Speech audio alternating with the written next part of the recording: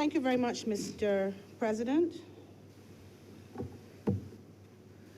Mr. President, in relation to the resolution before this chamber, I'm certainly not one who would wish to get into the way of serving anyone breakfast for the long march or the long journey, as the Honourable Prime Minister said elsewhere. And anytime there is an increase in salary, it must be a good thing. So there was concern about disparaging remarks and the amount that it amounts to, the total that it amounts to, and so on. And going to something from nothing, no matter how a little bit, I think it was Senator Cummings who conceded it, it's better than what it was. I am not here to get into the type of issue that Senator Franklin would have. You give here, but you take away here. No. There are public servants in this country who work well, who work assiduously, who go beyond the call of duty. And in that regard, if they can be compensated and rewarded and their situation could be enhanced, great. My submission this afternoon, sir, though, will be to highlight what I would call, there must be oversights. I don't think it is that people will consciously allow that which I'm going to speak about to occur. Now, as I understand this debate this afternoon, one of the salaries that would have come to our attention would be that of the Governor General of Barbados. She is, after all, the head of state, which indeed makes her a public servant. And I'm saying her, but I'm really speaking to the position of Governor General. And sir, as I looked through the various resolutions that would have come into my inbox between Friday and Saturday, because it was 30 in all, I noticed that with respect to the Governor General's salary, it just spoke to a salary. What I found glaring was there was no provision for an entertainment allowance, unlike the schedules provided for all of the other senior public servants. So there would be an entertainment allowance, sir, for example, for the Honourable Prime Minister. There would be an entertainment allowance, sir, for some of her staff. There is an entertainment allowance, sir, for the Honourable Ministers, sir. And then there are other allowances, for example, travel and housing and so on. But those would not apply to the position of Governor General, simply because there's an official residence and there are official cars. But sir, it has to have been an oversight that the Office of the Governor General makes no provision for an entertainment allowance. Whether it did or not, there has to be something fundamentally wrong with there being no entertainment allowance for the Office of the Governor General, but yet when there are swearings in, when you swear in ministers, you swear in senators, you swear in chairmen of tribunals. You have courtesy calls by various diplomats and ambassadors. You have various occasions where the Governor General would be called upon to extend certain courtesies. And without the entertainment allowance, it would seem that it is expected that the cost of such expenses incurred while in the business of Governor General would have to be borne by the Governor General personally. I think that's a fundamental flaw. If you're going to give public servants entertainment allowance, those of whom are called upon, and I wouldn't necessarily call it entertainment, because some people might hear entertainment and think that you're having a lime or a party. If you're extending courtesies to certain persons, if you are hosting certain persons in your various capacities, I am of the view that the the position of Governor General should attract an entertainment allowance. The entertainment allowance for the Honourable Prime Minister, as I see from the schedule that was provided to me, is $54,838.44. And there are some other varying divisions for other members of the public service. And I am saying that that position warrants an entertainment allowance, and it should be one that is looked upon, reviewed, and I dare say, allocated and allowed.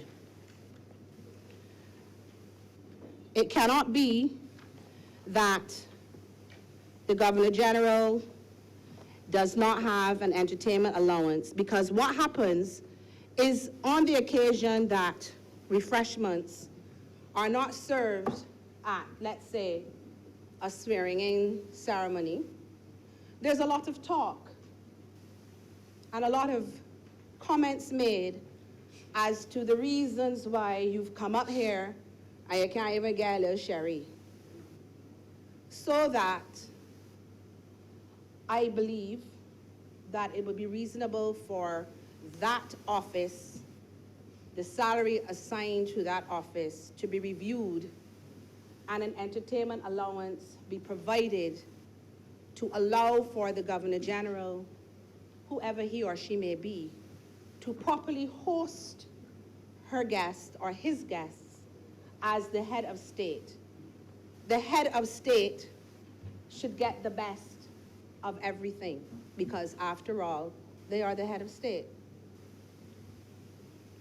So in that regard, sir, because we're looking at all of these amendments and increases, I believe that that would have to have been a long outstanding oversight that has never been addressed. And I think it's never been addressed because we in this country seem to have a difficulty with ever talking about salaries of a certain level or increases or entitlements or anything of that nature. And while a politician may have a challenge, I don't have any, because I'm not a politician. I'm the child of a politician. So I have seen, however, what happens when the salaries assigned to ministers and politicians have to be spread not only in the individual's household, but within the entire constituency. So, as I move on from talking about the position of the Governor General, sir, my next point, sir, is to do with, as I assimilated the information that was sent, and I did allude to the fact that the particular email had 30 attachments. 30. I looked at the various schedules, sir, and I must tell you, it was one thing to see the allowances allocated to the honorable senators in the booklet that was provided to us in the early days of our coming to serve in these chambers.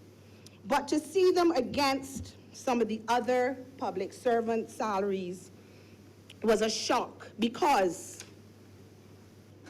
notwithstanding the fact, sir, that as senators, we are appointed by either the government, the opposition, or the Governor General.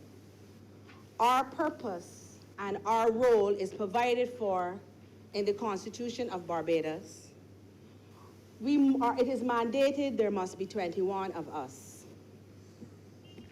But sir, it really jumped me to see that with the increase, I believe they hadn't the increase, because you can't tell, because the figure is such that even with the increase, you can't tell if you had an increase. You understand? Certain people were going to a different category with the increase, but with us, no.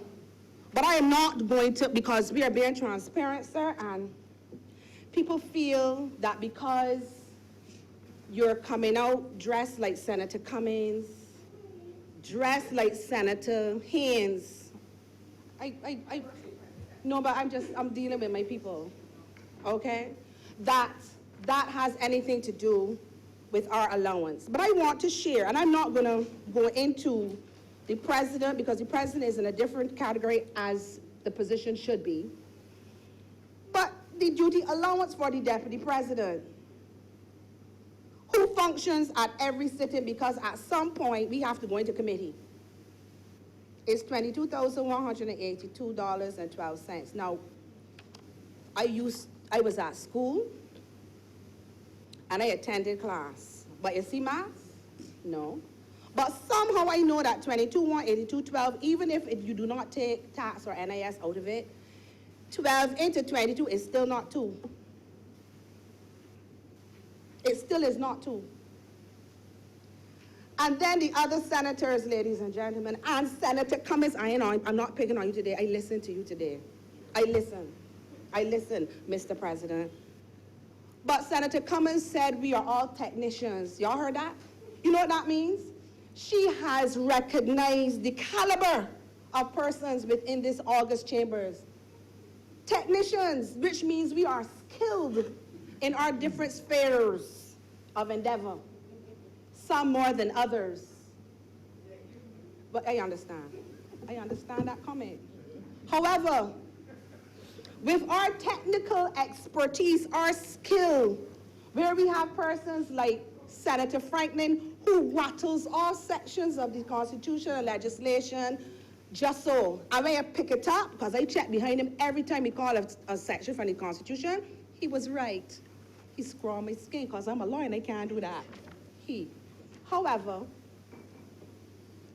the rest of us who are skilled, our duty allowance is $17,748.84. Now, there are those a year. Again, when you divide that by 12, you can't get 2, because you can't get 2 with the 22 for the deputy president. Now, here's the thing. We are serving. I get that. But democracy has a price. I alluded to 30 attachments on Friday. We are in the House today, Wednesday. One of those attachments was the Public Service General Order. That had 139 pages. And if you're going to go through it and get to the definition section, and as according to Senator Franklin, it has errors, there's a problem. There's a problem from 2 angles. One, the draft legislation, the bills, the resolutions that are coming to us are coming flawed. I've spoken to this already. I do not want to become a broken record. For whatever reason, the rush, I don't know, they're coming flawed. So that means that if we are to do our job properly, we actually have to pay attention to what's coming up here, which is expected. We must disabuse people's minds from this notion that the Senate is a rubber stamping chamber and we're just coming here to look pretty. I already can get that done. I don't need to come in here and do that. We are here to do the people's business generally, even if people have slightly different agendas vis-a-vis government and opposition. Holistically, we are here to do people's business. And while we could never be paid for collectively our skill and our time, you cannot have a situation, and please don't take this to mean that I'm casting aspersions on anybody's job description. But we have personal assistants and personal assistants and personal assistants for different people with different headings. I like personal assistant people. I don't have anything against them. They have a function because it must be difficult to be personal assistant for some people. Like, for example, if you're a personal assistant for Senator Walcott, you're going to go work real hard. I'm helping you. Their salary is justified. But none of these people who are being paid and who are being looked after and benefiting from an increase can pass legislation. And without us passing the legislation, they can't get the 5% or the numerous increases that Senator Cummings alluded to are to come in the future as we work together to improve our macroeconomic environment.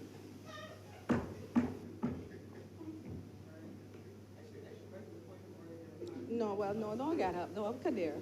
For what? Senator Cummings and I get along very well. We are sisters of the word together. It's just that you were the last speaker, so I remember what you said the most. Don't even worry about it. The reality is nothing can happen without us, Mr. Speaker. So while we couldn't be coming in here trying to pay our mortgages, we still need to be compensated for our time and our technical skill and expertise.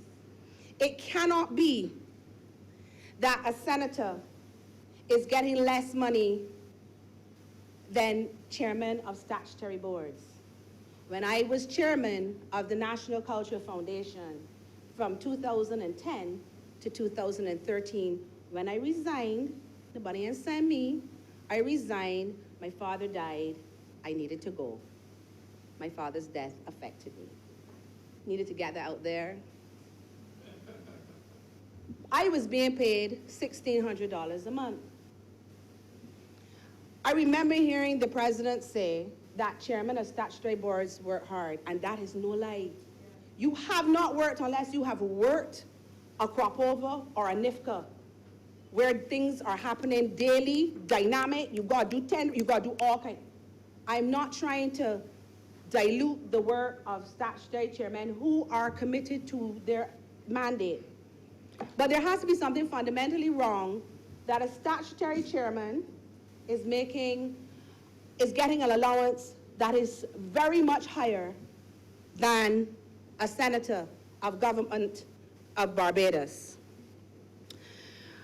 Back in November 2009, the Ministry of the Civil Service, Mr. President, would have issued something called an information paper on the remuneration of chairmen and members of statutory boards. Within that paper, the various, and I don't know if this is still being used, but this was my guide. And chances are, with the Barbados Labour Party administration, whatever is in here for a salary or an allowance is either going to remain the same or go right on up, because y'all ain't playing, y'all recognizing people. Y'all paying people for what they're doing. So this is not going to be lower. So I'm going to refer to this as the position. The various statutory bodies are broken down. So you had the Public Service Commission, the chairman, $2,250 per month. Judicial and Legal Service Commission, chairman, $1,700 per month. Electoral and Boundaries Commission, $1,700 per month. Boards classified as investment, promotional, and commercial, $1,800 a month. And I know for a fact, because I was deputy chairman of Gymnasium Limited, that salary was the $1,800 per month for true. So the gymnasium's chairman was at $1,800, NCF at $1,600. Y'all keeping up? $1,600. And I used to work that by second day of the month. Boards classified as service, $1,600 per month. Boards classified as regulatory, $1,300 per month, which I believe is something like FTC. I was on FTC, I was a commissioner too. Yeah, you gonna ask me why I wasn't? Okay. Review and advisory boards and committees, chairman, $200 per meeting, right? Tribunals, is a severance tribunal chairman too. $310 per month. They're put in a different category. So I say all that to say, Mr. President, the work of the statutory chairman is a lot, but there's something fundamentally wrong that a chairman is in a higher category than a senator. And to further make my point, there is something in Barbados called a table of precedence, that persons, particularly who are responsible for events, are called upon to know and follow for protocol reasons. so that you don't put the people in the wrong place to sit, which happens all the time these days, but you know.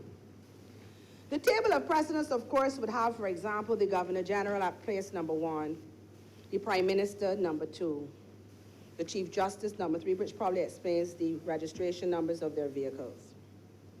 And we go down the list, ladies and gentlemen of the Senate. According to this, at position number 16,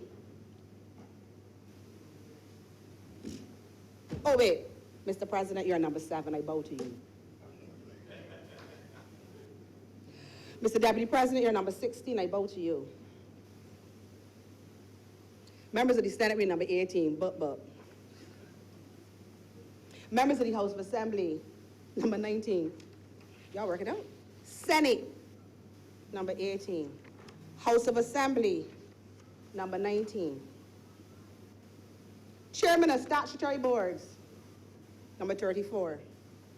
I ain't going on at this point any further, except to say,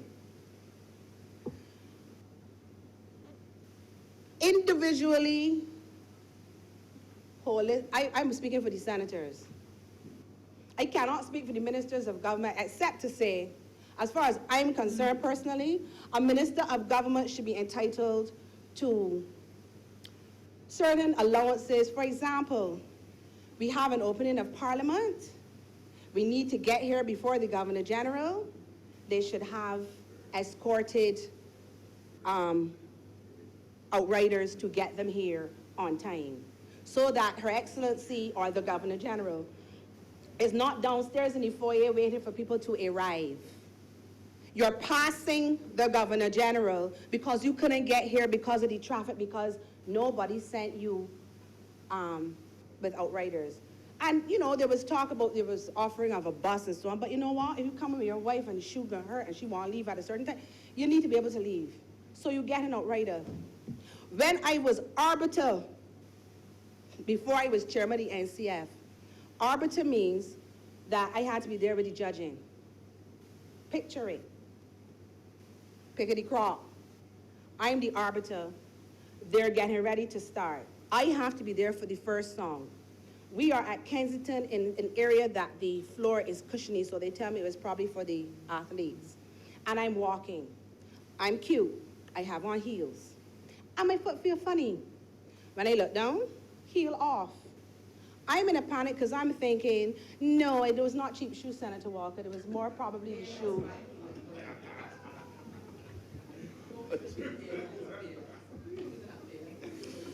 Moving on from the distractions, I was concerned because if there was a challenge and I had to go on the stage, it wasn't going to work out with an up and down situation. Somehow, I didn't say anything. Next thing you know, an usher appears. She says, Monique, come. Where we going? I figured we going backstage. Somebody got Yoo-hoo glue, super glue, fixing my shoe. No. I am being escorted to the coach that brought the judges and myself to the venue. They're putting me alone on this coach with an outrider to take me home, to get a pair of shoes, to get me back in time for 8 o'clock to be present when the first Calypsonia comes out to start to sing. So Kadir, if they can do it for me, as arbiter, I wasn't even chairman at the time, why is it that those type of privileges are not extended to ministers, and I dare say senators, for those types of events? This thing about offending your constituents because you are calling for money is messed up. You know why? Because the majority of persons who I listened to yesterday spoke of being concerned about the constituents that will come, who will need help in August for back to school. That's an expected way of life for a politician. I grew up with a politician. It's standard. It's not about talking about people. You help your constituents. You are not necessarily in a position to help your constituents if what you are earning does not allow you the freedom to do so without affecting your households. And invariably, when you as a politician choose to go into that direction, it is not necessarily with you buying everybody else in your house, but everybody has to roll with it because that's part of love and family and relationship. So, I am of the view, and I'm speaking for senators, but if you review senators, you're going to review everybody else. But if they don't want review, fine, because they get travel and entertainment, they can hold the corner. Senators were getting an allowance of under $20,000. It's embarrassing for me. It blows my mind when one looks at persons who have a role to play, yes, but I'm not understanding how it is possible that we're at this level. And I think it's because nobody ever talks about it, Mr. President, so people don't realize what we're dealing with. And because I was fortunate enough to serve my country in a number of capacities, it is because of that, Mr. President, that I am able to speak to things like chairman of statutory boards and what they are given as stipends or allowances. That allows me to put this whole thing in perspective. When one looks at the region and the senators in the region, it is my understanding that, for example, in Trinidad, and let's not look at the value of the dollar, let's look at the figure. As I understand it, senators in Trinidad are paid something like $13,000, $15,000 a month for salary alone. They get, as I understand it, entertainment allowance, travel allowance, and committee allowance, i.e., when you are in the various committees, there's a fee for select committees, there's a fee for joint committees. We, because we love our country so much, will be in committees. And unlike the Fair Trading Commission, where you get an hourly rate when you go to committee, we're not being paid. You didn't come here looking for a big set of money. By the same token, the Senate right now, for this session, has some of the best people that they could ever want as a Senate. And therefore, they need to be recognized for that. You're not paying for what you're getting. You're recognizing the value of what you're getting. And therefore, this $17,000, I don't even want to put on my glasses because it's burned my eye. Wait. $17,748.84. Deputy President, $22,182. 12? No, ladies and gentlemen, no, people of Barbados. This is patently flawed. I'm not touching the ministers because even though, in all fairness to them, the figure could be improved, if you call the number, it can confuse people. You understand? It sounds like a lot. But compared to the private sector, and these same people sometimes have to approve salaries for persons that end up being more than theirs. If it's okay for a private sector CEO to get $30,000 to $50,000 a month, why isn't it okay for a minister of government to get 20? You need the ministers to be able to do your business. And at the rate that our Prime Minister is operating, Prime Minister Mia Amor Motley, to my mind, has not slept for a while. And I'm not saying that being facetious or anything. She has an agenda. She is focused. You understand? But she's doing legislation every 5.5 minutes that she wants change. Okay?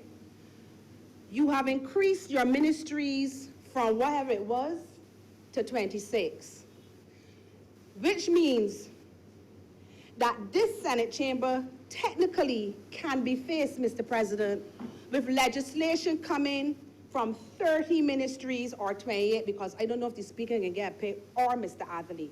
At least 28 ministries will have legislation that, according to the Barbados Labour Party administration, needs to be fixed, repealed, amended, improved, added to. We could be having 28, 26 on a regular and daily basis. Nobody seemed to flinch at the fact that they had an attachment with an email with 30 attachments over the weekend. But I didn't flinch. You know, let me tell you why I didn't flinch. Because I look at them, and it's legislation. So I'm not reading content alone. I'm going to tell you that there's a capital A where there should be a common A. I'm going to tell you where something is missing. I'm going to tell you that you don't have an entertainment allowance for the post of Governor General. I'm going to tell you all the things I'm going to tell you about in the airport service charge levy bill if we get to it. And they don't necessarily have anything to do with me. But because I am here on behalf of the people of Barbados, I have to pay attention. So it means something to me, 30 attachments. The best thing that happened is when we received the email from the Clerk of Parliament saying we only got to deal with the thing with salaries. I stopped crying at that point. I was so happy. Because the last order we had was only airport service charge levy. We were going to be out by 12. No. We are not in here making sport either. This chamber has shown that we will receive legislation for our attention from the other place. And if we're not happy with it, we will send it back. We have done it already. So we're not coming in, standing when the president enters, bow, the leader of government business speaks, we look, we shuffle paper, we go to lunch, we come back, we leave, and we haven't done any research. We haven't done any reading. That is not this chamber. And I'm not in any way suggesting that it was any other chamber, but I'm speaking now because I will go where others fear to tread. I will talk about salaries. I will talk about salaries of persons who, as the Honourable Prime Minister said, form part of a government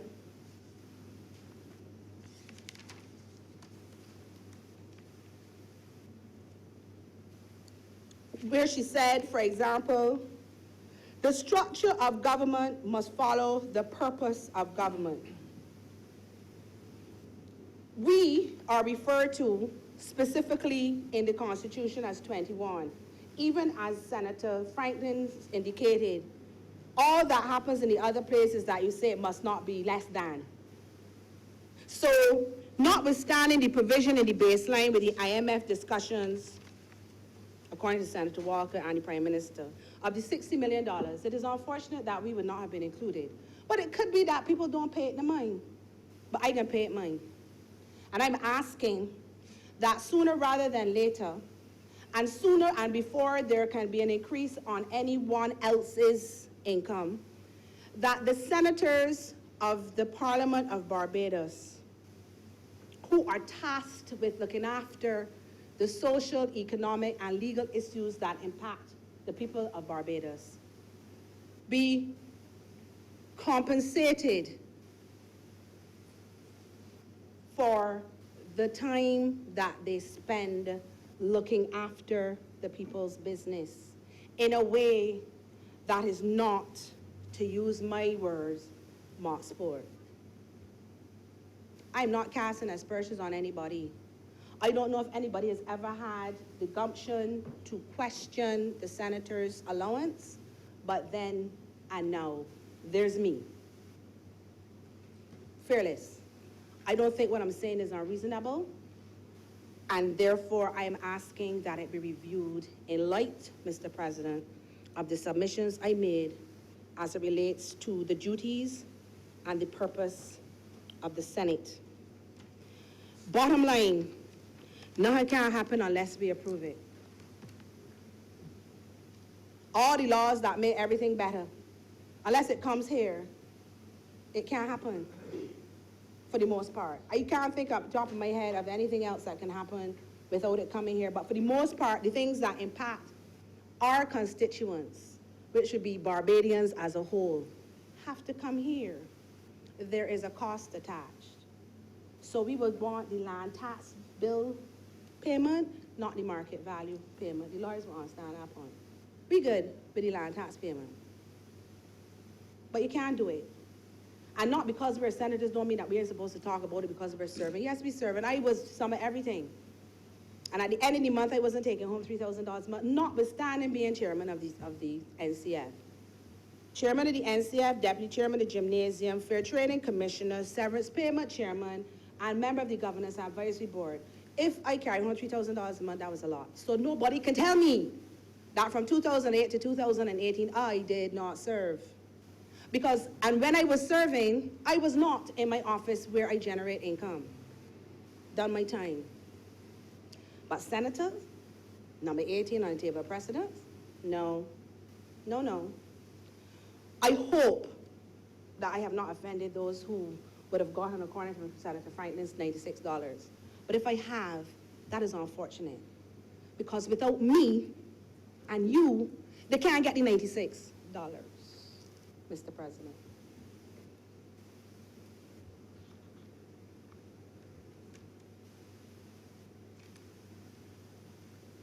I'm obliged to you, sir.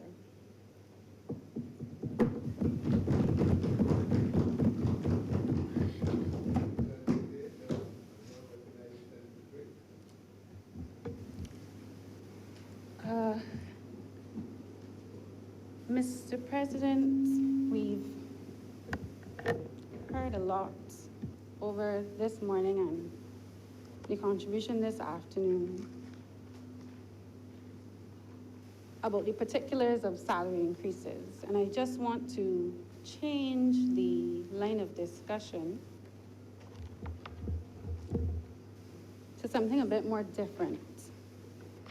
And that is to say that the pay increase or the wages and salaries increase is somewhat of a short-term mechanism.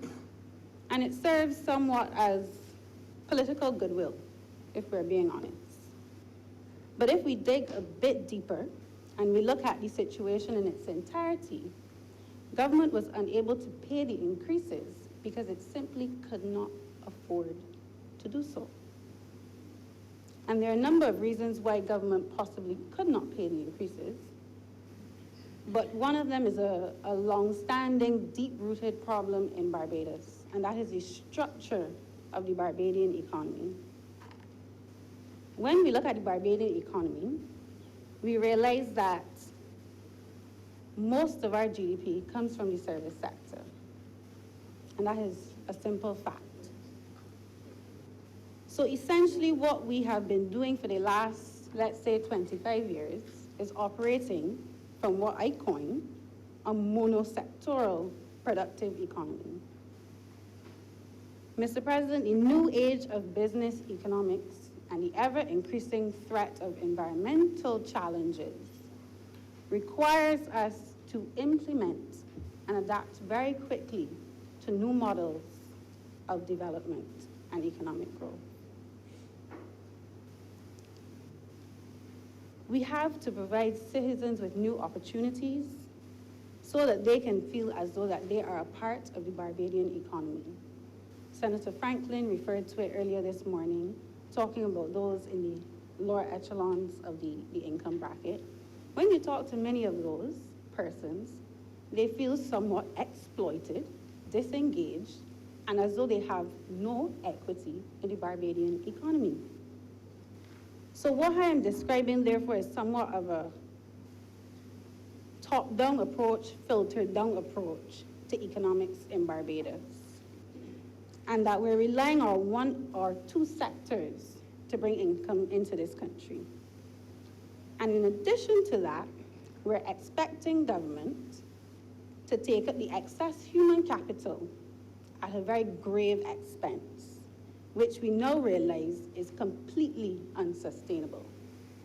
So while we talk about salary increases is clearly then just a symptom of a very serious problem that we have to recognize.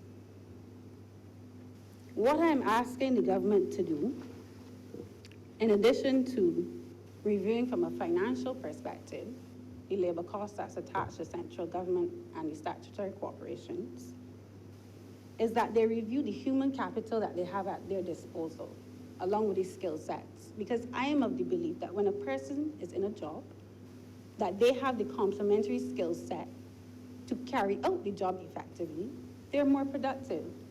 So what I'm talking to in a very technical sense is getting rid of underemployment, or what Bajans usually coin, square pegs in round holes. I'd like to bring to the attention of the Chamber a study that was done in 2008 by the Inter-American Development Bank. It's 2018, and 10 years later, what was found in that report is still very much present today. The title of the study was Binding Constraints to Growth in the Caribbean. And it noted two main reasons for the poor economic growth prospects in Barbados and across the region. One was the absence of innovation, and two, entrepreneurship. It also went on to talk about government as a master strategist of the economies of the Caribbean, what I would like to call an omnipresent figure almost. And what government does when it becomes that type of role, it takes on that type of role in the economy, it crowds out ideas, it crowds out creativity, and it crowds out new business. And on top of that, it reinforces a lot of the old economic structures in an economy, stifling new opportunities. Some may say Barbados is too small to have the type of innovation and entrepreneurship that we see, let's say, for instance, in Asia. But that is not the case. If we look at some of our similar counterparts, small island developing states like Mauritius, for example, they had a 4% GDP growth. They started off same way as Barbados, mainly on sugar. Mainly on sugar. Their independence was after us, 1968. And they have had an opportunity, however it may be, to diversify their economy. In addition to sugar, they now have tourism, they have textiles and apparel, they have financial services, fish processing, ICT, and the works. So they have a broader base of productive industries which they can tax. And the government did that based on a strategy of implementing vertical and horizontal linkages to create clusters in the economy. And that is something that we've talked about for many years in Barbados, particularly for tourism and agriculture. Based on the tourism numbers and the growth in the tourism sector, and when you look at the stagnation and the decline in the agricultural sector, I'm not sure if we are there yet when it comes to that linkage. So what I'm talking about when I talk about countries like Mauritius, another small island developing state like Barbados, is that you're talking about growth from a private business orientation and not government driving economic activity. I've been in conversations to the point where some persons have said to me, Barbados does not technically have a private sector because the amount of contracts and concessions that are given to the private sector, they cannot stay afloat without government intervention. And that is a very sobering perspective. So when government creates new ministries, and no offense to my colleague, Senator Franklin, like the blue economy, I get excited as a young person in Barbados because that means government is looking for new industries to grow the Barbadian economy. When you're talking about the blue economy, you're talking about things like fish farming, you're talking about things like aquaculture, you're talking about marine renewables. And you can only do that when you have the right research, because when you talk about the marine and the coastal environment, you're talking about some very delicate ecosystems. But once you have the right research, private investment that is tied to environmental stewardship and social responsibility, then you have the recipe to grow an economy. But what I would warn the government is not to become a driver in that type of scenario, but a facilitator and a regulator. So while we grapple with an economic position, to get the country to a fiscal and macroeconomic stable position, we must not forget the position which brought us to this point. And know that we're asking for external help. We have to make the necessary efforts to change the old system that has brought us here. So government must now in 2018 and moving forward, make it very clear and define its role in that new economy on the functions by which it's going to focus on, whether that be education, health, sanitation, whatever the case is. But it clearly cannot afford to be that omnipresent figure in the economy anymore. Only God, only God. So yes, provide the 5%, whether it's by a staggered approach where you give a little more to the bottom and you reduce the amount at the top, however you want to juggle the $60 million. But if we're being true and if we're being honest, Barbados has an economic structural problem where the inability to pay the salaries was a symptom of a more deep-rooted issue that we have to address. This country has not had an emerging new sector since the 1980s, the same service industries, since the boom, yeah? And government clearly, as it tried to be in the last 10 years, cannot be all things to all people. And I don't expect Barbadians, and I speak for myself, I don't want government to do everything for me. I simply don't. I want the room to be creative enough and to invest in endeavors which I think will be profitable and have a comfortable standard of living. So what government must do is to promote, encourage, and facilitate the ushering in of new business and unburden itself of what has become clearly a burden too heavy to carry, Mr. President.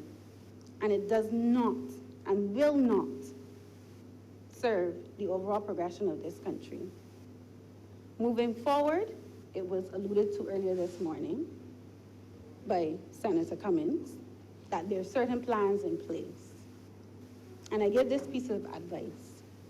Across the globe, there are many planning units and universities that engage in something called foresight techniques. It is done in Finland, it is done in the UK, it is done in Australia, it is done across the globe. It is done in other small island states, particularly in the Pacific Islands. And what they do is they put together a very strategic, comprehensive document for long-term development. It identifies sectors, markets, the needed research and development, the skills and education needed, the investment funding, the regulatory frameworks to facilitate that type of growth.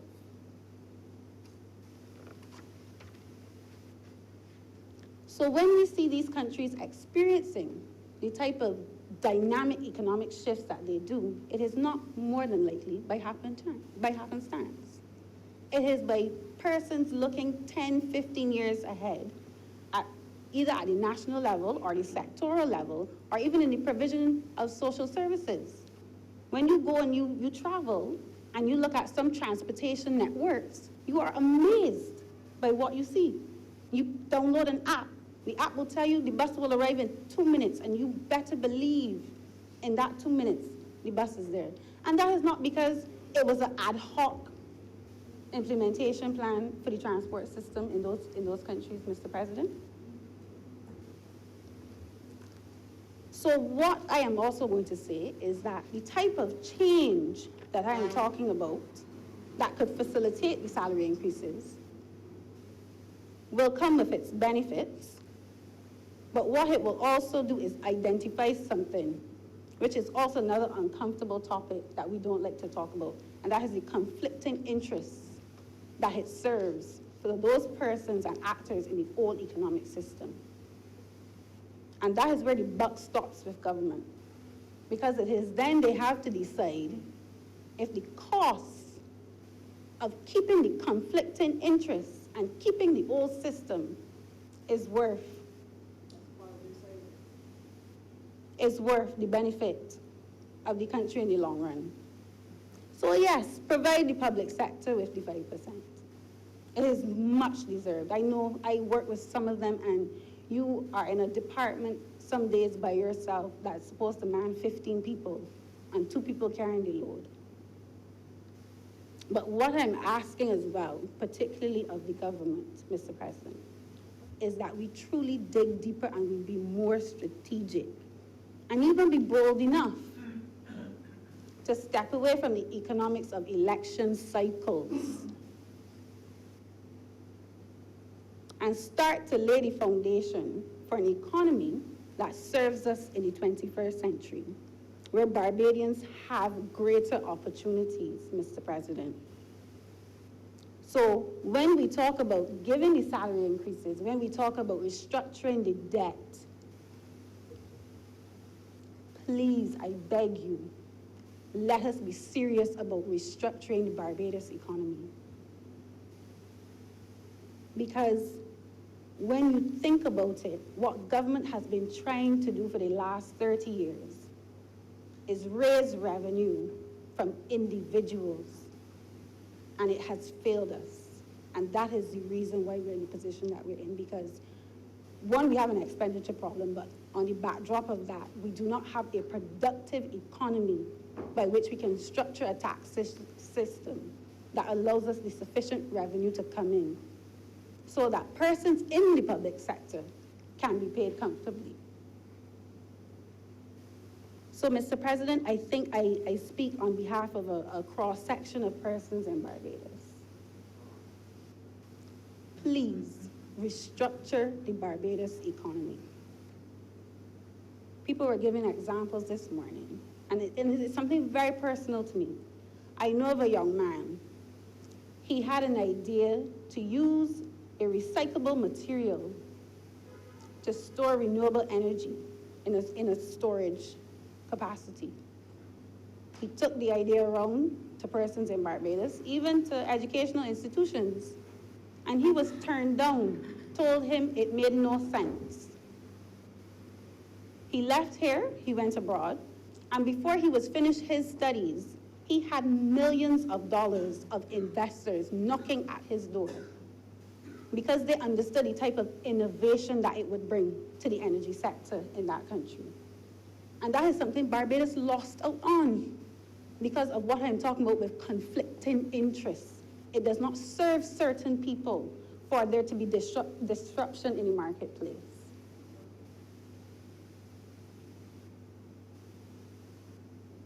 And that is the type of scenario. And that is the reason why we have to, and I say it over and I will say it over again, we have to restructure the Barbados economy.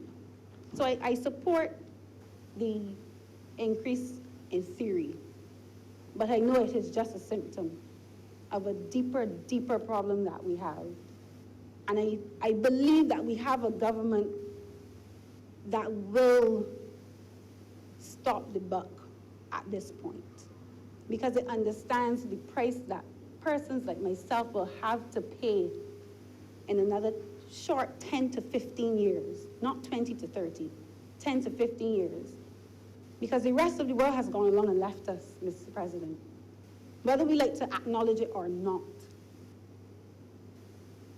And I, for one, will say it again, because I heard in the other place, politics is about repetition. So I say, Mr. President, increase the salaries, but let us not lose our eyes trying to fix the short-term measures. And there's that large looming problem of an old economic system on our hands. And with that, Mr. President, I'm obliged to you.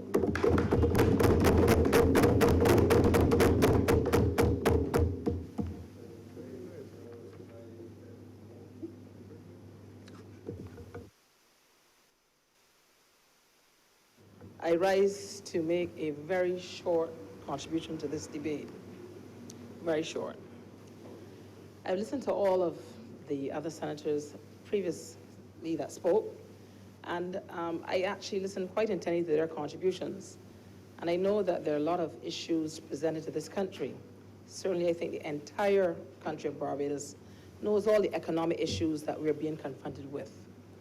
They would also recognize that the government has some difficulties, certainly in order to do things that are expected of it by the citizens of this country. But we also have a responsibility to people, and our responsibility always comes with ensuring that we care about people and about their day-to-day lives. Yes, we have some long-term problems and issues that need to be resolved. But in the interim, we cannot allow Barbadians to not be able to meet their expenditures and their expenses. We have to allow Barbadians to be able to live their lives. And I will say this, I am not just 99%, I'm 100% behind increasing the salaries of the public servants by 5%. Some people would say it should be more, but we know what is affordable at this point in time. And certainly for 10 years, the public servants of this country have not had an increase in their salaries. They work, I have never worked in the public sector, but coming to public life and having had a chance to go to many of these departments within the ministries, and I see what conditions people work in terms of the buildings, conditions, some places. They work extremely hard, and oftentimes in very difficult circumstances. They have difficulties sometimes of resources. I'm not just talking about resources in terms of equipment, but in terms of human resource. I notice they have unfulfilled posts and stuff of that nature. But the reality is they still have to do the job that they're being employed to do and that the people of Barbados expect them to do, regardless of the circumstances in which they work.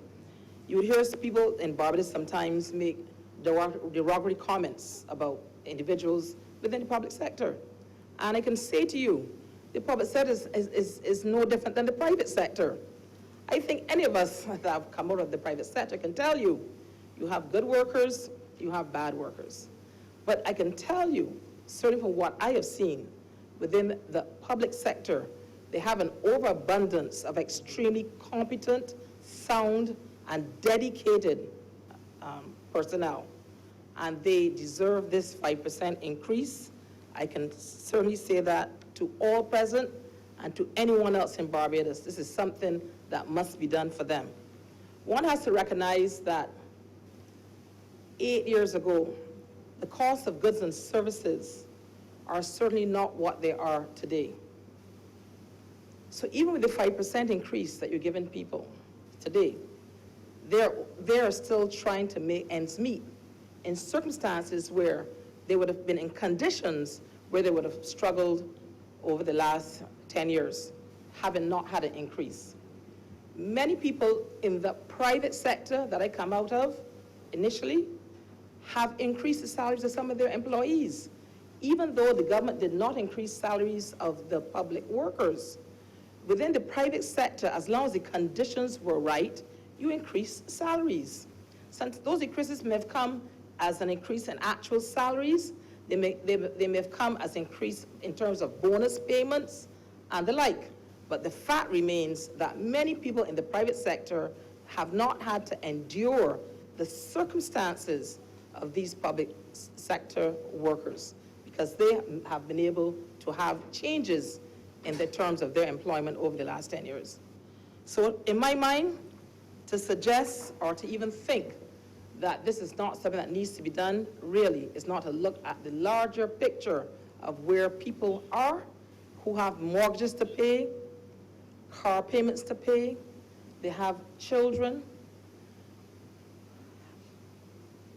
I remember, since everyone is selling these third-party stories, during the campaign, walking through an area where the abundance of individuals living were people who worked for government. And I would say that at least 80% of the people that I spoke with explained to me that their problem came down to simply not having had any kind of increase in their salaries. And when it was explained to me, I understood it immediately. All government workers are PAYE earners. So therefore, their PAYE comes out of their salary before they get it. They don't work for they're not a company, they are PAYE earners. Second, they would have made their commitments as to mortgages and all the other debt that they would incur, car payments, what have you, based on an expectation of a salary and salary increases that tend to come along. They haven't worked in government for many years. It didn't materialize for most of them. So you have situations where, as a lady told me, I have 3 children. I was in her house. She said, she was showing me what her salary was, or told me, and she talked about a mortgage she had to pay. She explained that because even though they had free bus service for children, because they didn't have enough buses, the buses come down full, she had to pay extra money to put her children on a private vehicle, private bus, well, you know, mini bus as that are, in order to get them to school, etc. She has 3. So you work it out for yourself. When you add up the bus fare, you will see what she's paying a day just to get the children to school, with no thought or any way of earning any other money legally. So as a result, what has happened to many of these people, they've had to make serious decisions as to how to proceed with their lives for themselves and their families. I was speaking to one of my fellow senators about an hour ago, and I said to her that someone told me that this individual was a doctor, and so people make decisions based on the ability to buy food, the ability to just put gas in their car, catch the bus, just everyday things. And so I was so surprised to hear that you would go to a doctor, he prescribes medication to you, and he says you're to take it 1 pill every day. But because you're trying to save money, you figure, I will take 1 pill every other day. Now, I know certainly my fellow senator here to my left, that's a medical doctor, and one to my right, would understand that that cannot help the individual. But what they're thinking of in their mind is, how do I save money? Because people who are on fixed incomes, who have not had any increases in 10 years, as I said, have to make serious decisions. And that's why this 5% increase to their salaries is certainly a must. Now, despite all of the financial difficulties that the government is faced with, as a caring government, we certainly care about Barbadians, and will continue to care about Barbadians. We are going to try to ensure that we are going to alleviate some of the problems that the ordinary, everyday Barbadian faces, and to give them a little more money in their pockets to assist them and their families. Now, I want to move on to something else that was mentioned today when it comes to government workers. One of my fellow senators spoke about an issue and said that, talked about people working in post and who had a post and who didn't have a post, and maybe it was a post, I don't know if it's cedar or maple or walnut, or I don't know what it was, but it was a post. Well, what I will say is this. I think it has something to do with communications. I think that's what he said. I stand corrected, Mr. President, but Mr. President, I think I recall, it was a little while ago, a few hours back. It has something to do with communications. What I can say to you is this government communicates with Barbadians. I can say for sure, as I'm standing here, that this Prime Minister of this country is not walking around anywhere incognito. I can assure you of that. And why is she not able to walk around incognito to find out what's happening in this country? Because she's all around this country, and the people of Barbados can see her walking around this country because she's communicating, and this government is communicating with Barbadians. Barbadians can go on the Caribbean Broadcasting Corporation, television, radio station, and see what's happening in Barbados. They can tune into the computers and go on the live streams on Facebook and YouTube and see what's happening in Barbados. Every Barbadian does not watch television, every Barbadian does not listen to the radio, everybody does not read the newspaper, but I could have some that younger and Barbadians that like to watch things on social media. We are there too. And not just the Prime Minister. And that is why she would have people in communications posts. She's not like a former Prime Minister that never even filled the post of press secretary. Imagine you are Prime Minister and you don't have the post of press secretary or any kind of communication post filled. Well, obviously, if you're the Prime Minister and you don't have a communication post filled, it means that you don't plan to communicate.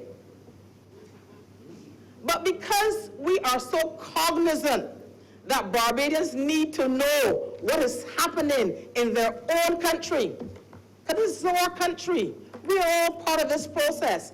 We are all part of trying to build this nation. We are all part of trying to make Barbados work for us. That we must ensure that Bajans know what's happening in their own country. And that is why there's a need to ensure that you have people involved in communications working alongside the Prime Minister of this country and every single member of this government. And that will not change. We have no intention of leaving Barbadians in the dark. A point of order, Mr. Chairman. Mr. President, I was being entertained by this by Senator Moore, but I have a stopper for the entertainment value and let her speak to the actual law of the matter. You know, I don't know whether it's a Honourable post or everything else about it. I don't mind. Sir, the question is, you see what we have in here? Nothing happens in the public service that isn't regulated by some law. The public service is a law, is a laws-based entity. Everything, even the little money orders that you sign, there's a law how to deal with them. And so don't make light of the fact that the Prime Minister has ignored the law and put somebody in the communication post. The post in this order that she signed recently, Director of Communications, it's a public service post. Then she turned around and ignored it and put somebody else in one of these fancy things. It doesn't work like that. We have a law and we must obey the law. So don't make light of it by. I understand the fun of it, you know, nice little jokes and stuff, but we got to follow the law. If we don't follow the law, we could go and get a boat and see all this invention and come back up with something. Senator, I'm still waiting for your point of order. So, you know what I said? So she was misleading the Senate, sir. Thank you, Mr. President. And I need to get my train of thoughts back. Haven't had that. All I could call it is detour. That's all I could call it. Because as I explained earlier, and I don't think my fellow senator quite understood what I said. So I will speak a little bit slower. And I will try to communicate it in a different format, perhaps, that he will then be able to understand the point I made earlier. The individual that he spoke about is not in a post. That person is a consultant who works in the Prime Minister's office. Now, all I can say is, I've been around town long, and what I can say is, long. I've seen all the Prime Ministers of this country, all. There's not one I have not seen, and I can say this Prime Minister, like every other Prime Minister before her, has the right to appoint people as consultants to the Prime Minister. Every Prime Minister that I personally know, and I've seen all, and I knew all, have done the identical same thing. Some have had other consultants in other areas as well. It depends on what you think is important to you and your country. Some have consultants telling them what color to paint a building. Imagine. You have consultants telling you, imagine what color to paint buildings and what type of things to buy to fix up office space. This consultant is not one of those. This consultant is one to ensure that the people of Barbados know what's happening in their country. They can see the leader of this country that people voted for overwhelmingly, a party and a leader that had the largest victory in the history of Barbadian politics. So as a result, if anyone has a right to ensure Barbadians can see what they were elected to do, is a government that Bajis have said, we want you and we want to see what you are doing. And that is why you would have a consultant in that area. That may even be why I'm standing up here talking right now, because I can assure all of my fellow senators and anyone else that I will endeavor to, and I will ensure where possible that Barbadians are kept informed, especially in these difficult and trying economic times. I don't think I need to preach this here or to belabor the point.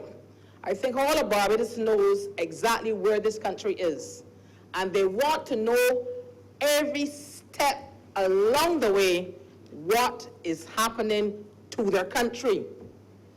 And they have said so. They said so at the ballot box, and if you follow the communications that goes out on all the various medium, you will see that is the refrain on all of them. And that is what we are endeavoring to do, and will continue to do, and not just inform certain Barbadians, but all Barbadians.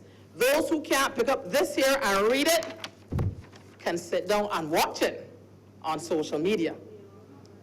So therefore, we're leaving out no one. We are, as I'm trying to explain to everyone in here who may doubt it, we have no intention of leaving anyone behind in this effort to rebuild our country from where we found it, and put Barbados back to what we Barbadians know as Barbados. I heard Barbados is being left behind earlier. We certainly wouldn't want that to continue. I think it came from your side, Senator. We would not want Barbados to be left behind. You know, we don't want any symptoms. Oh, sorry, Mr. President. We wouldn't want any symptoms lingering of any malaise that we may have come and found. We want to make sure we put at least a little piece of plaster on the sores that we found, and the broken limbs and all the other things that we found, Mr. President. We wouldn't want having those symptoms. So even though it may seem that this 5% increase, Mr. President, is a short-term measure, it is a measure that is needed to ensure that Barbadians will go on to be able to pay their bills and to live their lives, and that we have a caring government in this scenario, Mr. President. Now, I would like to just make one last comment, and I'll take my seat, Mr. President. No.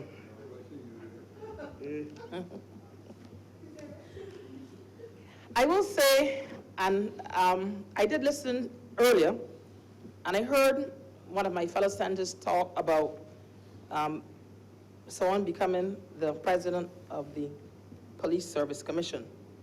And the view was given, chairman of the Police Service Commission. And the view was given that a person in that position should not necessarily hold a post in a political party at the level of a general secretary of a political party. Now, For a very long time, most Barbadians would have a feeling about a political party one way or another. It's just a part of our existence in a small island state. We've seen individuals working in campaigns, working in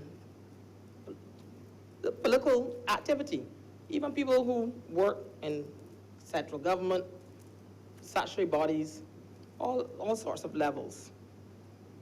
And it's generally been accepted because people know that people have their little preferences and stuff. I don't think either two political parties has a huge membership. I think most, the Labour Party probably has maybe around 15, 18,000 people. I don't suspect the Democratic Labour Party has much more than that themselves.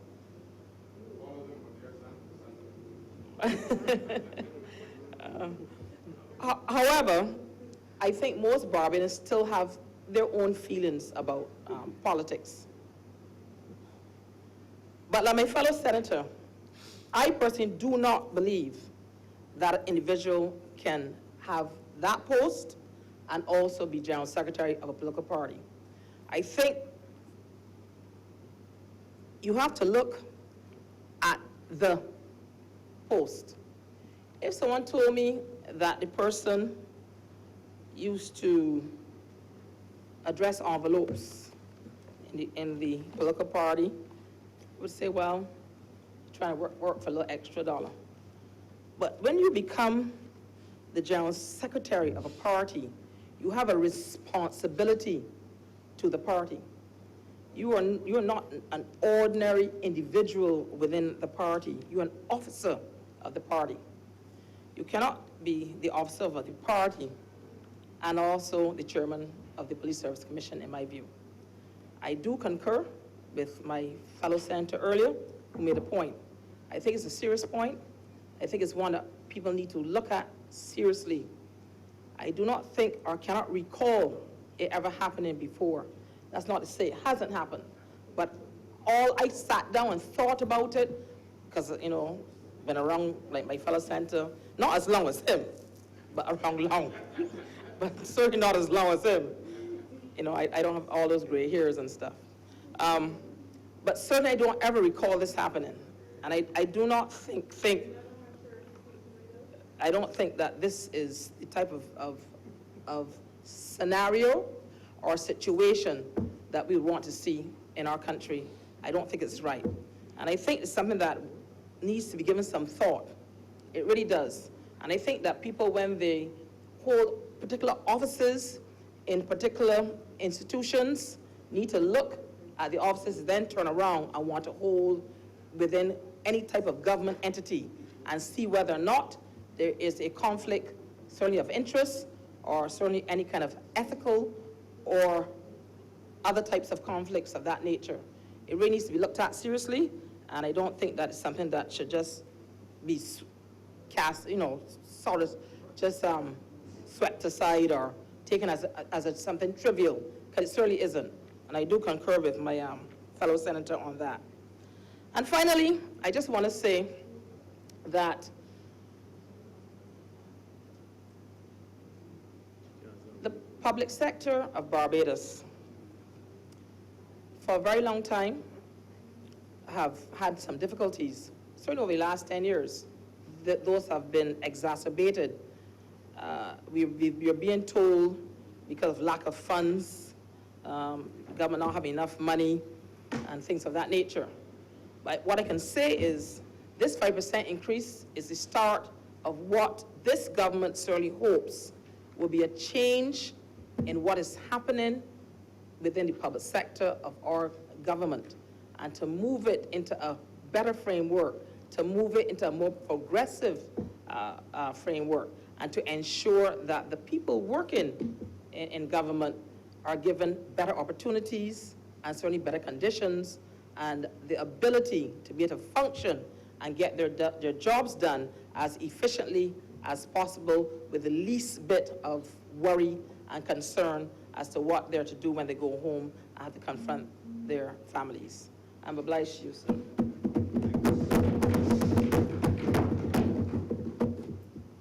Recognize Senator Greenwich. Thank you, Mr. President. Mr. President, I would want to make this short intervention, and in doing so, I want to begin where Senator Moore has concluded. I would believe I speak on behalf of every senator in this chamber when I say that I want to highly commend the civil servants of Barbados. And by that I mean I want to commend to all of the teachers, all of the nurses, the policemen, the firemen, the bus drivers, the prison officers, the customs officers, the immigration officers. Mr. President, the many maids and janitors, and indeed, sir, all other loyal public servants who have endured, as you're saying, sir, 10 years without a single salary increase. And on top of that, no salary increase. They've been asked to pay taxes from all directions. They've been hit with taxes from all directions. I think they have done a sacrifice which this country, Barbados, is deeply indebted to them, every civil servant in this country. Now, we have made an offer to give them 5% increase. Let me say up front that I am aware, like most senators are, that 5% is more than none at all. True. It is not what we would all expect after 10 years of drought. Indeed, we would have expected something more. But the public servants of Barbados are very much aware that this is what government can afford at this time. The public servants already know, Mr. President, that the economy is worse than we had initially thought. And we could have said, like the past administration did, that we cannot afford to give them anything at all. I know that some of them, in fact, all of them, will be happier for it. And they too would realize that it is not as much as they were hoping to get. And it is also not as much as we were hoping to give. I'm sure that they are aware of this fact. 5%. 5% for some people. I was doing my own math, that's my poorest subject. Could be, in some instances, $200 yes, $150 yes. Senator Franklin, he worked it out at under $196. It is still something. It is still something. And the Barbados Labour Party has a history of giving the public servants increases whenever they can. We have given increases. I remember the administration in which I was a part, the Oenata administration. Almost every time that opportunity came, it was though we were happy and willing and ready to give. And I remember too that one of the many people who would have been right there beside us, whenever I looked around, I saw this person, Senator Franklin, right there with us all the way. And I remember too that when we came to office, the Sandyford administration had just done the 8% cut. And one of the things that we did, we said, look, whenever we gain the reins of power, one of the things that we are going to do is to return to each and every public servant that 8%. And we did it. We did it. We said we would, and we did it.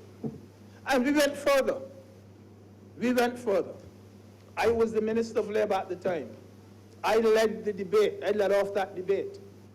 A debate in which we said that never again in the history of this country would a government be allowed to cut public servant salary in the way that they did. I recall that debate very, very well. And I too remember hearing the former Minister of Finance in the last administration saying he lamented the fact that that facility was not there to allow him to do some cutting. Otherwise, he would have cut again. He said it on the floor of the House.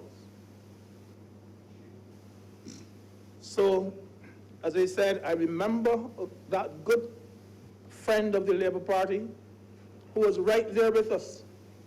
All the way, Senator Franklin. All the way. Because I remember when we debated that, he was right there in the House sitting. Right there. I remember that. I remember that. But the point I'm making is that caring for the civil servant is part of the DNA of the Barbados Labour Party. Caring for labor, for the worker, is part of the DNA of the party.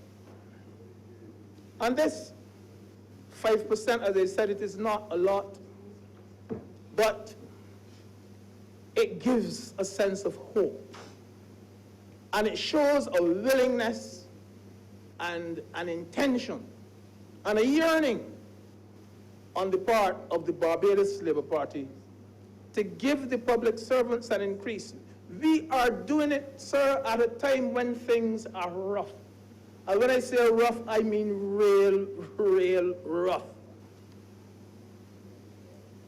You see, while the other side, Mr. President, brought this country to its knees, we give hope.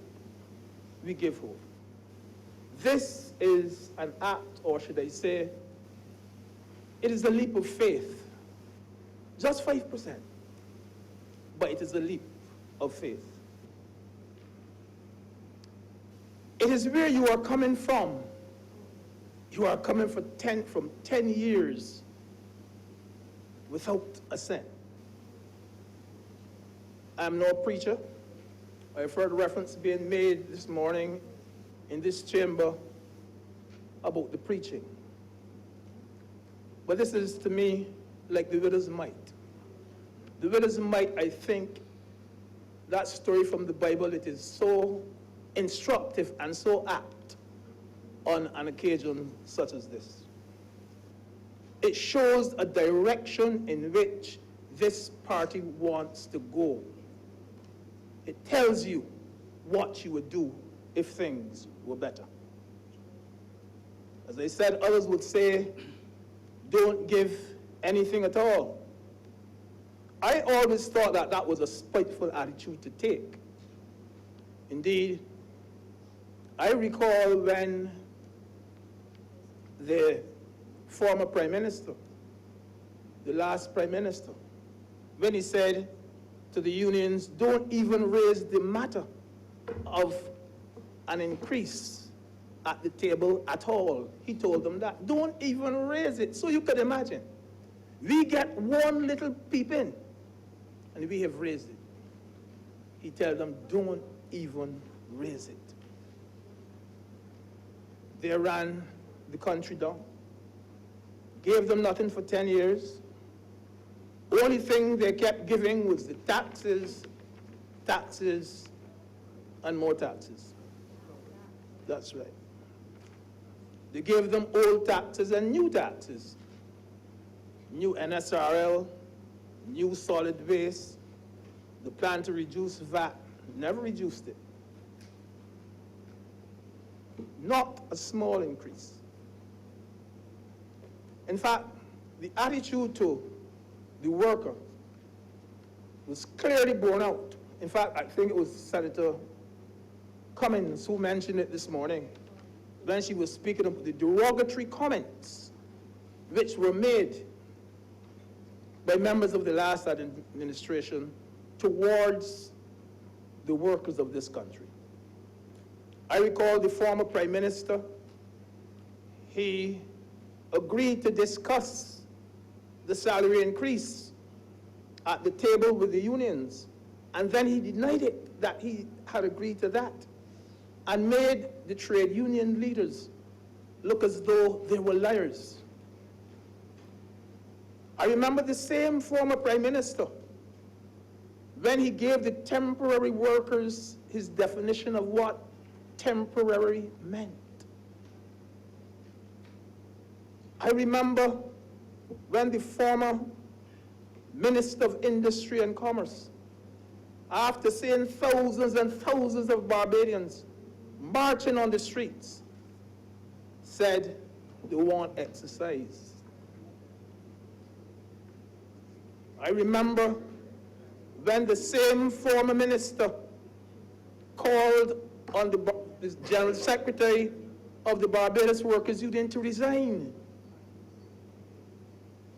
all for people who were fighting the cause of the workers. But that was the attitude. That was the attitude of the last administration. But I urge the civil servants of Barbados then to look and see where you are coming from.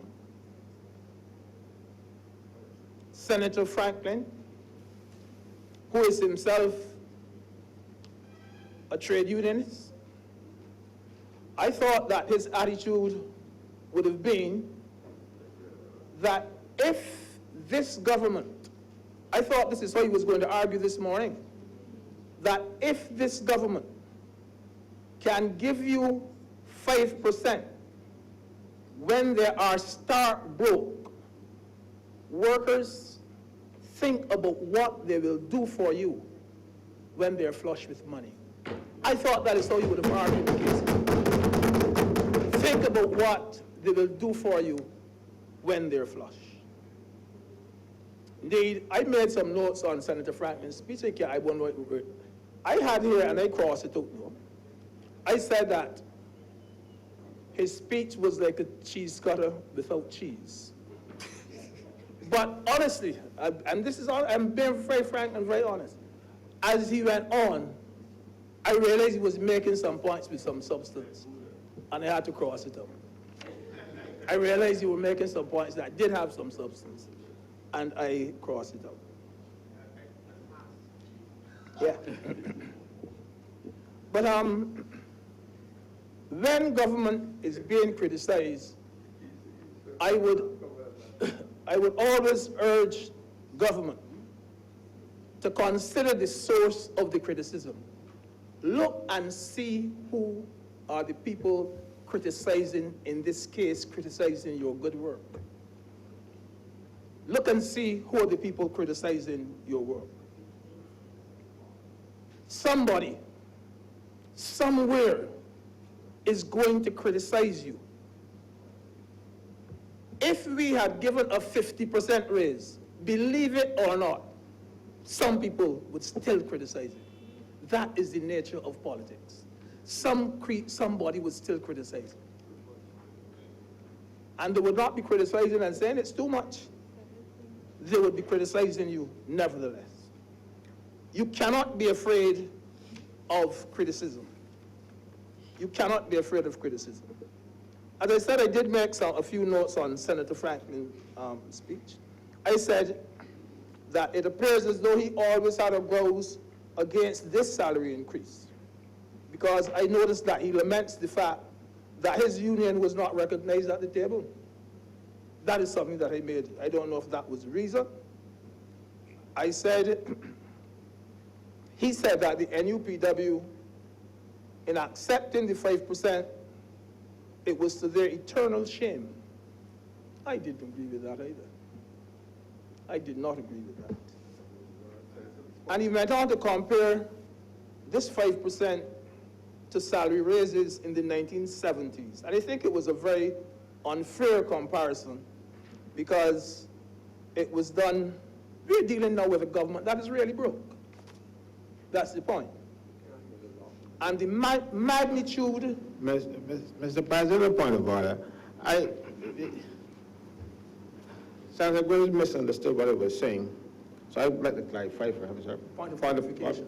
Point of elucidation then. Sir, I said the $60 million should have been distributed, just the same $60 million and distributed differently. Give them, that's why I use the figures for so much more at the bottom and less at the top.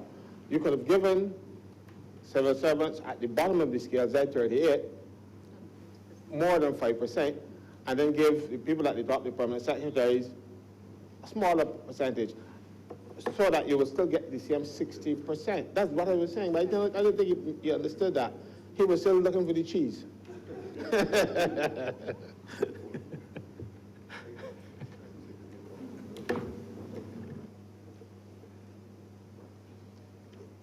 I'm sorry if I misinterpreted what Senator Franklin was trying to say. The point is, though, that it's not the magnitude. It's not the magnitude of the increase. It is the attitude of the increase. It is not the magnitude of it, you know. It's the attitude of it. It is what the party is yearning to do. It is not how big it is. No, not at this stage. And sometimes, you know, some of us find it easier to be critical than to be rational. You know, sometimes you got to sit down and say to yourself, now, how can these people in a situation like this think of giving workers even 5%? Sometimes, you know, we want to be too critical, and we don't want to be rational. To avoid criticism in politics, you know, Mr. President, you keep out of it, or do as some people would say, do nothing or say nothing. And you won't be criticized. It backfired on the last administration. Do nothing or say nothing, it backfired. But sometimes that is what you have to do if you don't want it. This government is not afraid of criticism. In fact, I will close with an old saying. And the old saying is that the dogs bark as the caravan moves on. It's an old African saying. The dogs bark as the caravan moves. Let them keep the noise. But this Barbados Labour Party is like a caravan that is moving on. And believe it or not, we will keep moving on. I'm obliged to you.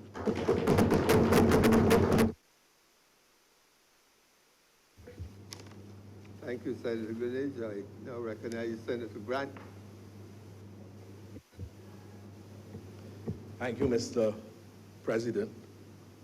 I could not allow this opportunity with respect to the discussion on these resolutions to pass without giving my support to these very important measures.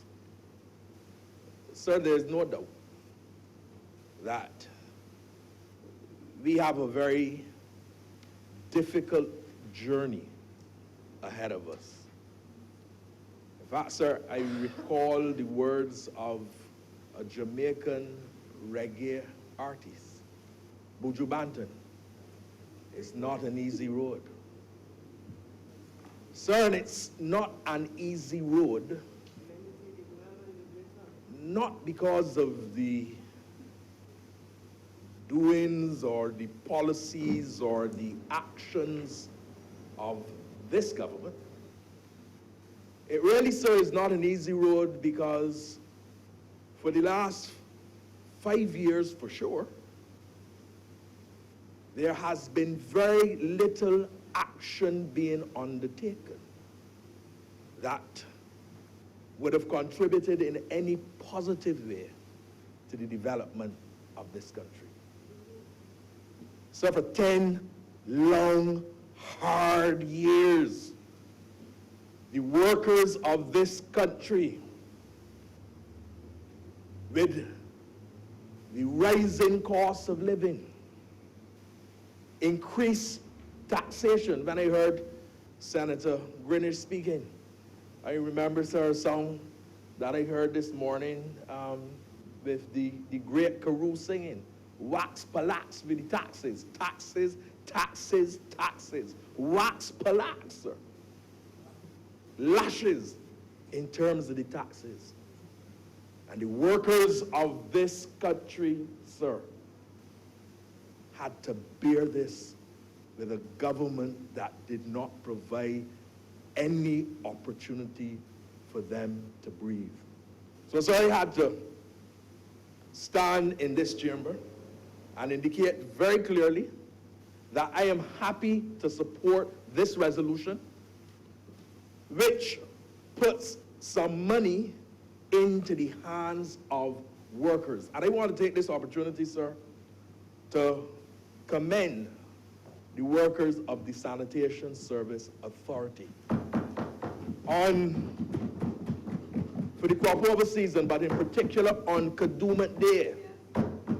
Sir, within hours, all of the garbage was removed from the streets. You know, sir, I should not hear asides, but it does not really matter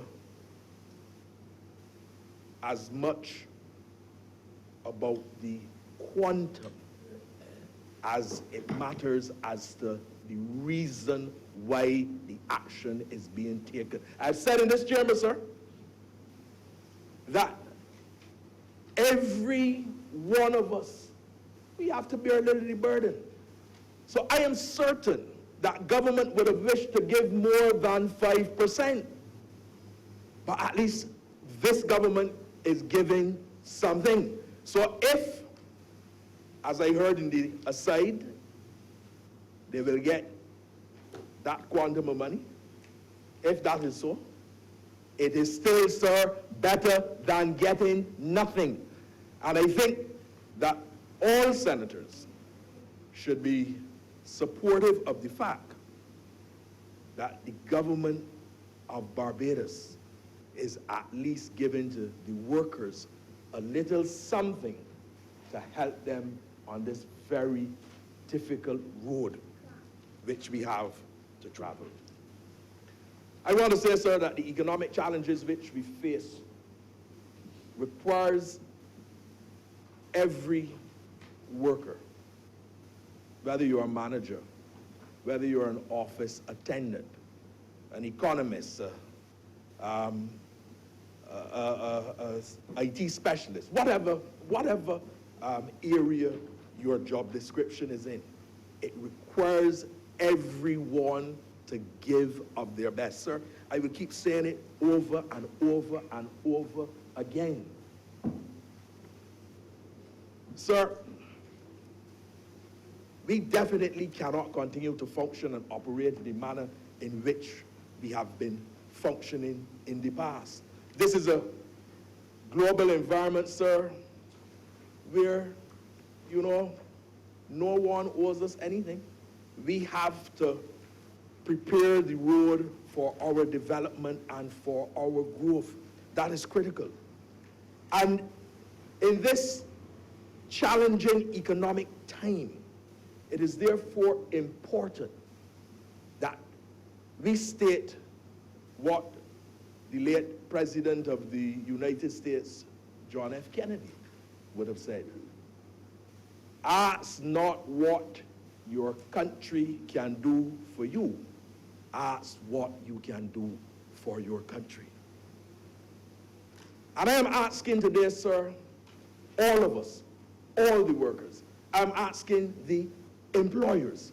I'm asking the trade unions. I'm asking the non-governmental organizations to ensure that we better our best. Sir, I understand the grammar, and I'll repeat what I said. I want, sir, to encourage all of us to better our best. It is critical that if we are going to overcome these economic challenges and if we are going to see sustainable growth and development, it is critical that every single person gives of their very, very best in order to ensure that there's economic growth and development in this country.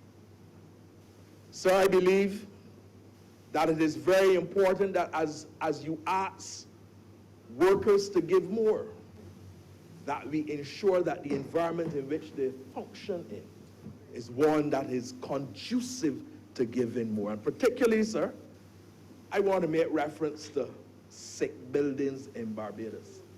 Because, sir, there are a lot of sick buildings. And sick buildings contribute to workers being off the job. I know, sir, in this chamber there's a specialist, an ENT specialist. I know he can speak to the issue of sick buildings in Barbados and the impact that it has on worker productivity. And we have to ensure as we create the environment for the contribution at the maximum level by workers, we have to ensure as well that that environment is such that workers are able to function in a building that is not sick. We have to ensure too, sir, that if we are going to ask our workers to give of their very best, that we provide our workers with the necessary tools, equip them with the tools. Sir, I went recently to a meeting of a statutory corporation, and I took out my laptop, and I asked what is the password for the Wi-Fi. There wasn't no Wi-Fi. Sir, the truth is that I put a lot of I access a lot of my documents from on my laptop. And sir, I was making my contribution in trying to save the trees. But the bigger point that I'm making is that in today's environment, we really have to ensure that we are able to embrace all of the new tools and that we utilize every aspect that is available to us in a business way to ensure that we can access what is available through Wi-Fi. Mr. President, sir, and I'm spending a little time to speak in relation to workers because I believe that when we talk about productivity and when we talk about the development and the growth of the economy, that we have to ensure that we give to the workers the necessary equipment. We have to provide, sir, some incentives for those who perform the task at hand. You know, sir, there are those persons who go to work every single day and they give of their best. They're those persons who ensure that they give a fair day's work to get a fair day's pay. But we have to be honest, sir. There are some people who go to work who do not work at all. And we have to ensure that when we are providing benefits, particularly within the work environment, that benefits are given to those who are producing more. And by creating incentives for workers to give more, I think, sir, is a very positive and very important thing. We also have a responsibility as well, sir, to make sure that we are able to provide growth opportunities for workers. You know, there are times that I have heard of individuals functioning in particular roles, and they have been looked over for promotion because they have been performing very well in that specific role that they have. And the question has been asked, well, if they're not in this role, who would be able to carry on the function? We can't think like that. We have to, in this environment, ensure that we are able to create opportunities for growth and development for our workers. And by doing that, what we are able to do is we are able to enhance productivity. Mr. President, we have to continue focusing on the long-term goal and objective. This is not easy. There's a British playwright, novelist, I believe her name was Lessing, who in 2007 was awarded the Nobel Prize in Literature at age 88. I reference that, sir, because what that signals to me is that you must never lose focus. You must never give up. And while I accept that there needs to be a serious look at the functioning of the economy and there needs to be a transformation of the manner in which we engage in business, I think it is important that we constantly keep focus on what is our fundamental objective to ensure that through our work and through our actions and through the policy initiatives of government that we are able to facilitate sustainable economic growth. Sir, I'm going to end by referencing the words of a Chinese philosopher who said, "The journey of 1,000 miles begins with a single footstep." This is less than 3 months, sir. Less than 3 months.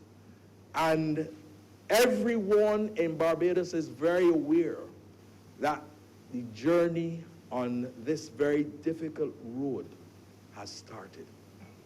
Everyone is very aware that there is action being undertaken by the government of Barbados in order to ensure that we do not allow our economy to fail, and that we take the necessary actions to empower our workers, to empower those most vulnerable in society, and that together we give that commitment to work to the betterment and in the interests of Barbados. I'm obliged to you, sir.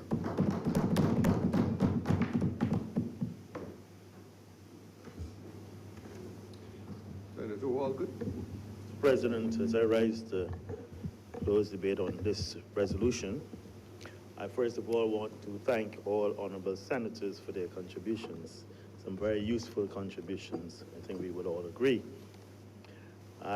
In reference, first of all, before I forget, in reference to Senator Tate's query about the Governor General, I believe in the estimates there's head 10 that speaks to affairs at Government House other than apart from the salary of the Governor General.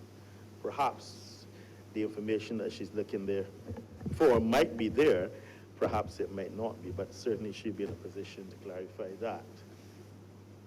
In terms of the typos which were mentioned by the Honourable Senator Franklin, the Ministry of the Civil Service and the CPC has made the necessary corrections for those obvious typos. Again, Mr. President, I want to thank all honourable members, and I beg that this resolution do now pass. The question is that this resolution do now pass. All those honorable members in favor, please say aye. Aye. Those against, please so say no. I think the ayes.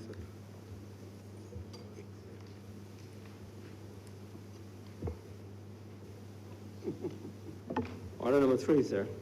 In the name of the Honorable Leader of the Senate, to move the passing of a resolution to approve the Public Service Teachers Order 2018.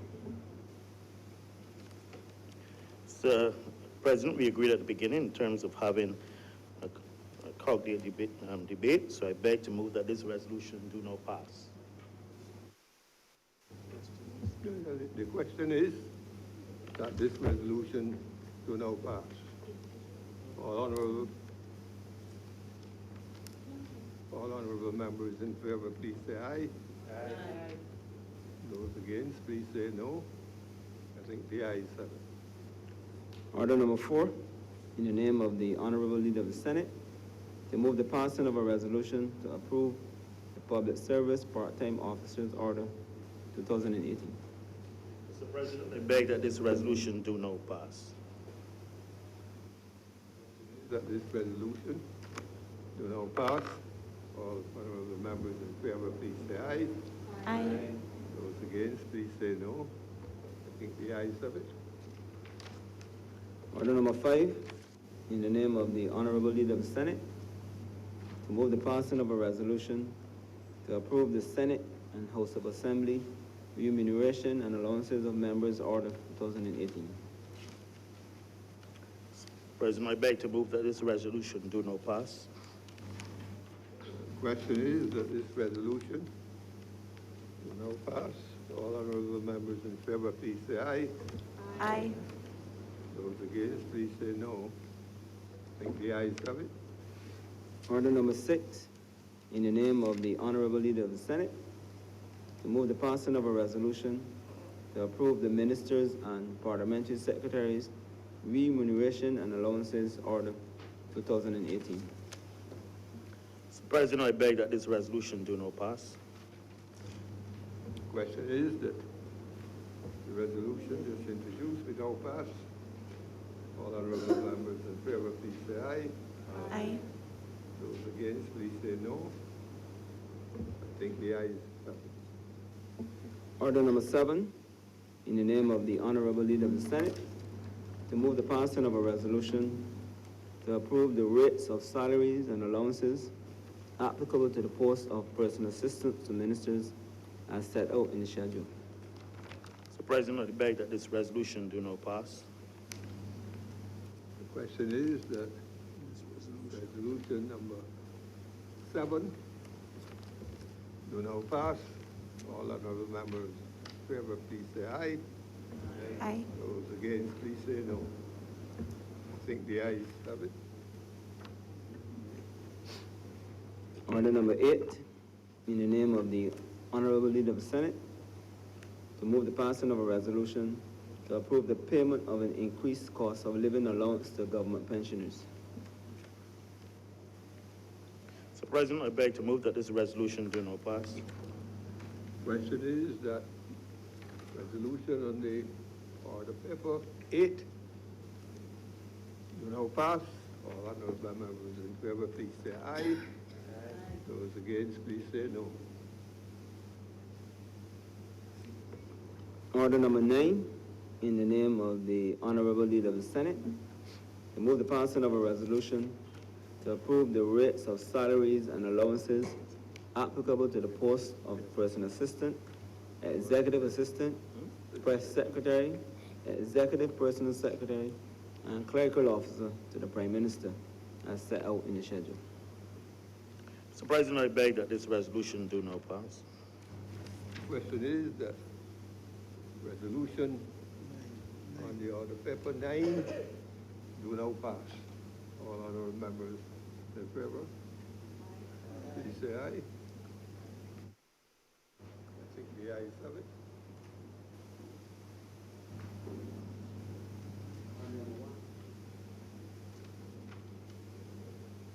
Introduce the break. Taking a break already? I think we should have a break. Mr. President, begs me to be 60 minutes, suspended for 15 minutes. The question is that this honorable chamber has been out suspended for 15 minutes. All honorable members in favor, please say aye. Aye. Those against, I think the ayes have it. We are now suspended for 15 minutes. Returning at 4:45.